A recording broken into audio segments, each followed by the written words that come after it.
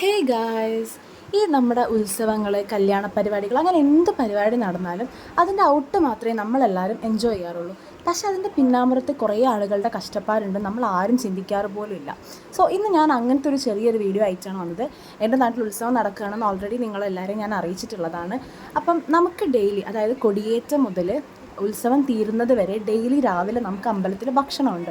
അത് നമ്മുടെ സ്വന്തം അമ്മമാർ തന്നെയാണ് ഉണ്ടാക്കുന്നത്. അവർ വെളുപ്പിനെ വന്നിട്ട് നമുക്ക്, അതായത് നാട്ടുകാർക്ക് എല്ലാവർക്കും വേണ്ടിയുള്ള ഭക്ഷണങ്ങളൊക്കെ ഉണ്ടാക്കി അവിടെ എല്ലാം ഒരുക്കി വെക്കും. അതിന് ശേഷമാണ് നമ്മളെല്ലാവരും വന്നിട്ട് രാവിലെ ഭക്ഷണം കഴിക്കുന്നത്. ആ അമ്മമാർ കഴിച്ചോന്ന് പോലും നമ്മളാരും ചിന്തിക്കാറ് പോലും ഇല്ല. അപ്പം നമുക്ക് വേണ്ടിയുള്ള എല്ലാ കാര്യങ്ങളും അവർ നമുക്ക് ചെയ്തു തരുന്നുണ്ട്. ഇപ്പം നടക്കുന്നത് നമ്മുടെ രാവിലത്തെ ഒരു ചടങ്ങാണ്. ആക്ച്വലി ഭക്ഷണം ആദ്യമേ നമ്മൾ കൊണ്ടുപോയിട്ടൊരു ചെറിയൊരു ചടങ്ങൊക്കെ കഴിഞ്ഞതിന് ശേഷം മാത്രമേ നമ്മൾ കഴിക്കാൻ തുടങ്ങാറുള്ളൂ. ആദ്യമേ നമ്മുടെ പൂജാരിമാരൊക്കെ വന്നിട്ട് ഭക്ഷണം എടുത്ത് കൊണ്ടുപോയി ഒരു ചെറിയൊരു ചടങ്ങുണ്ട്. അത് കഴിഞ്ഞതിന് ശേഷം നമ്മൾ പോയിട്ട് ഭക്ഷണം കഴിക്കും. അവർ വന്ന് പറയും കഴിക്കാൻ തുടങ്ങിക്കുമെന്ന് പറഞ്ഞു കഴിഞ്ഞാണെങ്കിൽ നമുക്ക് അവർ വിളമ്പിത്തരും, നമ്മൾ വന്ന് കഴിക്കും.